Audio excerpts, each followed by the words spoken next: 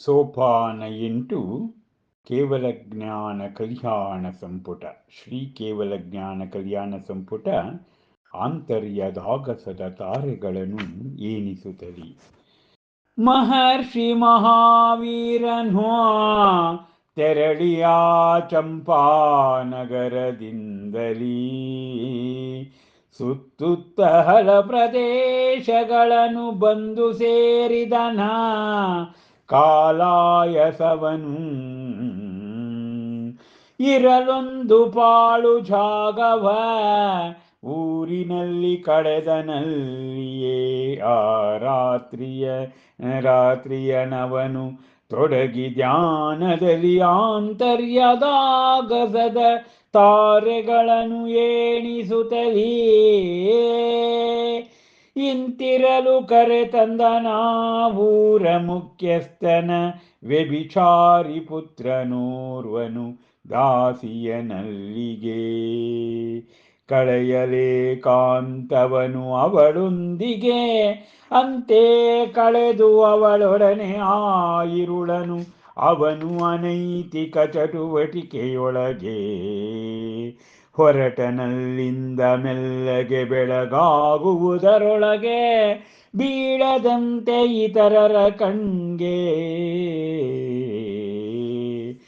ಅದರಲ್ಲಿದ್ದ ಶಿಷ್ಯ ಗೋಶಾಲಕನು ನೋಡಲರೀರ್ವರ ಮಿಲನ ದೃಶ್ಯವನು ಕೆರಳಿಯವನಲ್ಲಿದ್ದ ಕಾಮಾಗ್ನಿಯು ದಗದಗಿಸಲು ಒಡಲ ವಾಸನಾಗ್ನಿಯು ತಡೆಯಲಾರದೆ ತನ್ನೆದೆಯ ವಾಂಚೆಯನು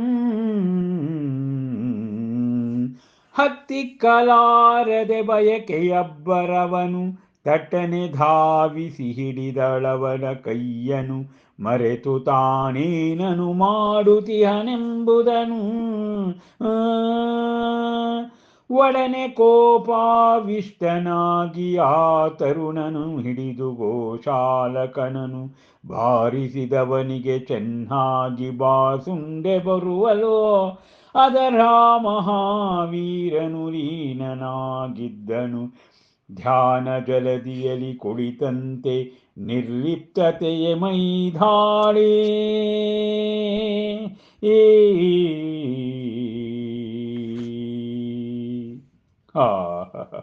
ಶ್ರೀ ಕೇವಲ ಜ್ಞಾನ ಕಲ್ಯಾಣ ಸಂಪುಟದ ಸೋಪಾನ 8 ಆಂತರ್ಯದ ಆಗಸದ ತಾರೆಗಳನ್ನು ಎಣಿಸಲಿ ಎಂಬ ಕಾವ್ಯ ವಾಚನ ಮತ್ತು ವ್ಯಾಖ್ಯಾನ ಸಂಪನ್ನ ಮಾಡುತ್ತಿದ್ದೇನೆ. ರಚನೆ ಡಾಕ್ಟರ್ ಲತಾ ರಾಜಶೇಖರ್. ಅತ್ಯಂತ ಭಕ್ತಿ ರಸದಲ್ಲಿ ಇಲ್ಲಿ ಸ್ಫುರಣೆ ಮಾಡಿರುವುದನ್ನು ನಾವು ಕಾಣಬಹುದು. ಮಹರ್ಷಿ ಮಹಾವೀರ 108 ಮಹಾವೀರ ಮುನಿಗಳು ಚಂಪಾನಗರದ ಸುತ್ತಮುತ್ತ ಹಲ ಪ್ರದೇಶಗಳನ್ನು ಸಂಚಾರ ಮಾಡಿದರು. ಹೀಗೆ ಒಂದು ಪಾಳ ಜಾಗವನ್ನು ಆರಿಸಿ ಅಲ್ಲಿಯೇ ಕಳೆದರು. ರಾತ್ರಿಯಲ್ಲಿ ಧ್ಯಾನ ಮಾಡೋಣ ಎಂಬುದಾಗಿ ಅಷ್ಟೇಕೆ ಆಗಸದ ತಾರೆಗಳನ್ನು ಕೂಡ ಎಣಿಸುತ್ತಾ ಸಂದರ್ಭ.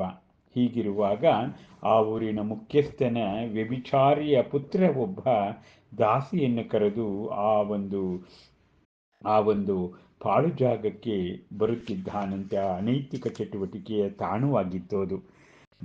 ಬೆಳಗಾಗುವ ತನಕ ಯಾರ ಕಣ್ಣಿಗೂ ಕಾಣದಂತೆ ಅವಳನ್ನು ಕರೆತಂದಿದ್ದ. ಅದರಲ್ಲಿದ್ದ ಶಿಷ್ಯ ಗೋಶಾಲಕ ಅವರೀರ್ವರ ಮಿಲನ ದೃಶ್ಯವನ್ನು ನೋಡಿ ಅವನಿಗೆ ಕಾಮಾಗ್ನಿ ದಗದಗಿಸಿತು.